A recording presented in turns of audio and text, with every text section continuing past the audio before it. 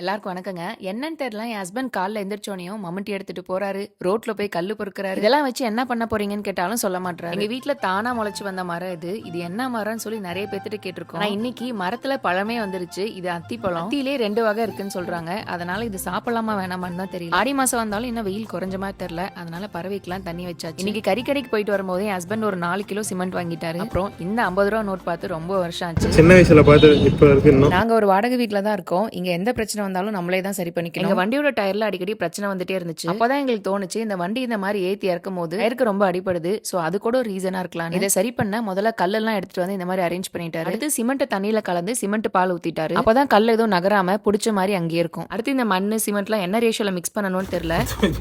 முதல்ல இந்த சிமெண்ட் கலவை ரெடி பண்ணி அடுத்து இந்த கல்லு கூட நல்லா மிக்ஸ் பண்ணிட்டு வீட்டுக்கு வெளியே ஒரு பாதி அளவுக்கு மட்டும் தான் ஃபில் பண்ண முடிஞ்சது. அதெல்லாம் வச்சு கார போட்டாச்சு. இந்த ஒரு பாதி அளவுக்கு கார போடுறதுக்கு எங்களுக்கு 2 சட்டி மண்ணும் 4 கிலோ சிமெண்ட்டும் தேவைப்படுச்சு. மொத்த விலை 120 ரூபா ஆச்சு. நம்ம சோப்பு ஷாம்புலாம் மட்டும் செஞ்சது இல்லாம இன்னைக்கு நம்ம வீட்டுக்கு நம்மளே கார போட்டிருக்கோம். ஒன்னும் பெரிய விஷயம் இல்லைன்னாலும் நம்ம செஞ்ச பொருளை நம்மளே யூஸ் பண்ணும் போது ஒரு ஹாப்பினஸ் கிடைக்கும். இதுவே இன்னும் ஹஸ்பண்ட் ஒய்ஃபா சேர்ந்து பண்ணும் போது இன்னும் பாண்டிங்குமே நல்லா இருக்கும்.